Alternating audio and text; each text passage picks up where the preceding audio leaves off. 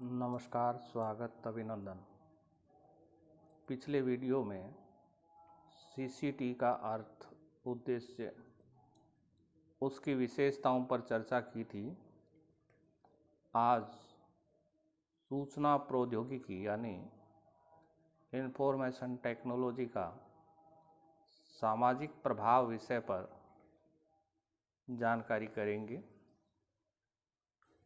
सूचना एवं संचार प्रौद्योगिकी ने संपूर्ण धरती को एक गांव का रूप दे दिया है।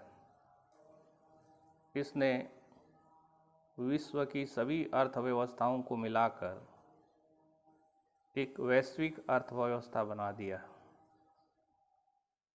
सूचना क्रांति से समाज के सभी क्रियाकलाप प्रभावित हुए हैं, जिनमें शिक्षा, धर्म, स्वास्थ्य, वाणिज्य, व्यापार, उद्योग, प्रशासन, सरकार, अनुसंधान, संगठन, प्रचार आदि प्रमुख है। इंफॉर्मेशन टेक्नोलॉजी के कारण सभी क्षेत्रों में कायापलट हो गया है। इसलिए आज के समाज को सूचना समाज कहा जाए तो कोई अनुचित नहीं होगा। सीसीटी या आईटी ने हमारे समाज को सक्रिय एवं जागरूक बना दिया है। आज व्यक्ति के कार्य करने का तरीका बदल चुका है। इंटरनेट के माध्यम से आज email, audio, video chatting, video conferencing आदि के द्वारा जुड़ गए हैं। आज हम पानी, बिजली, टेलीफोन के बिलों का भुगतान घर बैठे इंटरनेट से कर सकते हैं। घर बैठे ही मनचाही वस्तु ऑनलाइन खरीद सकते हैं। बस, ट्रेन, एयर की टिकट घर बैठे बनवा सकते हैं। आईटी ने समाज के प्रत्येक वर्ग के लोगों को रोजगार उपलब्ध करवाया है। गोपनीयता, प्रमाणीकरण, सत्यनिष्ठा, बौद्धिक संपदा का अधिकार, रोजगार, सोशल मीडिया के प्रयोग आदि के कारण इंफॉर्मेशन टेक्नोलॉजी का समाज पर बहुत अधिक प्रभाव पड़ा है। सीसीटी में या आईटी के अंतर्गत अधिकृत व्यक्ति ही डाटा का उपयोग कर सकता है। उपयोग में भी डाटा को पढ़ने एवं उन्हें संशोधित करने, उनमें परिवर्तन करने का अधिकार रहता है। अतः जिस व्यक्ति को केवल डाटा पढ़ने के लिए अधिकृत किया गया है, वह केवल डाटा पढ़ सकता है, उसमें परिवर्तन, संशोधन नहीं कर सकता, करेक्शन नहीं कर सकता। और यही गोपनीयता है, निजता है, जिसे हम अंग्रेजी में सीक्रेसी कहते हैं।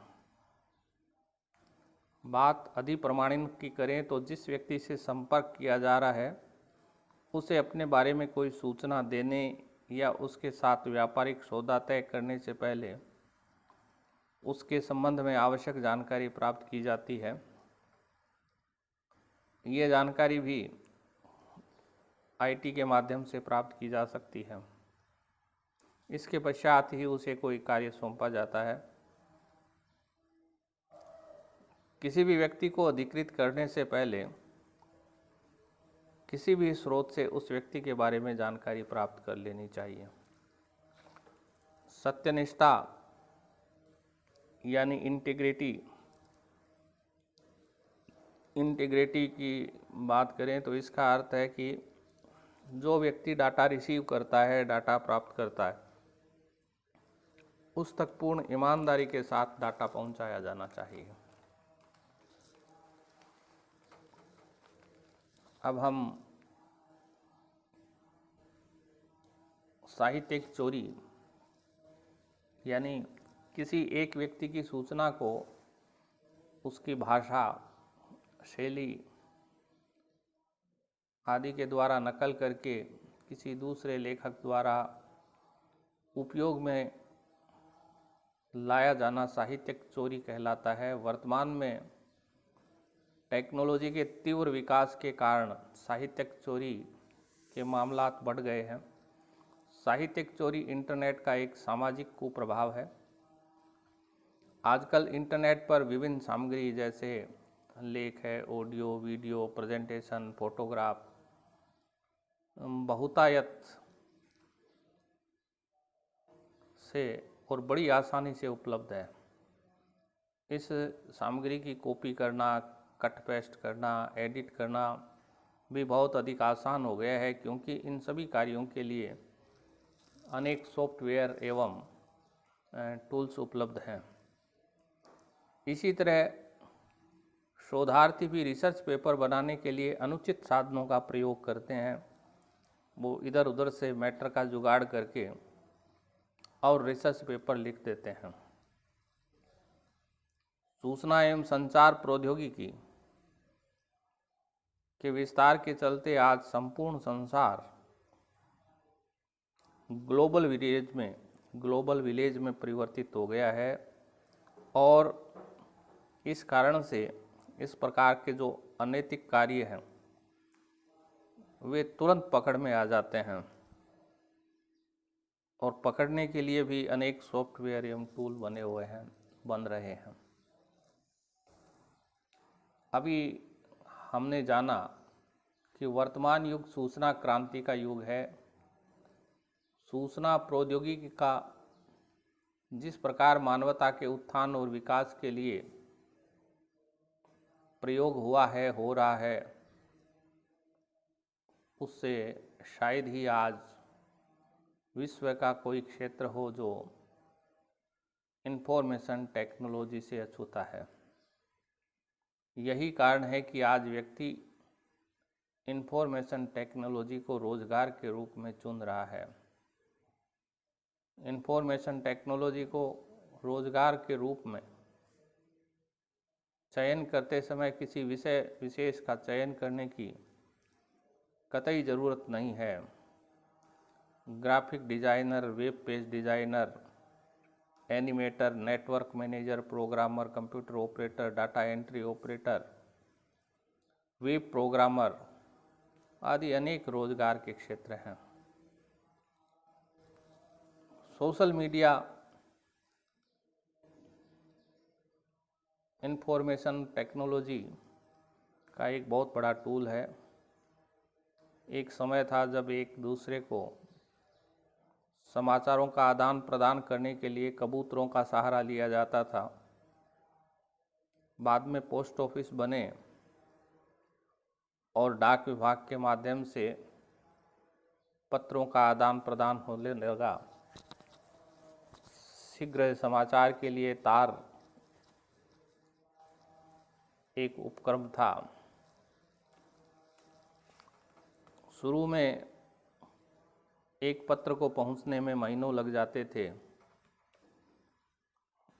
और अन्य साधनों में भी बहुत अधिक समय लगता था, लेकिन अब सोशल मीडिया के माध्यम से पल भर में 7 समुद्र पार बैठे व्यक्ति को भी समाचार मिल सकता है।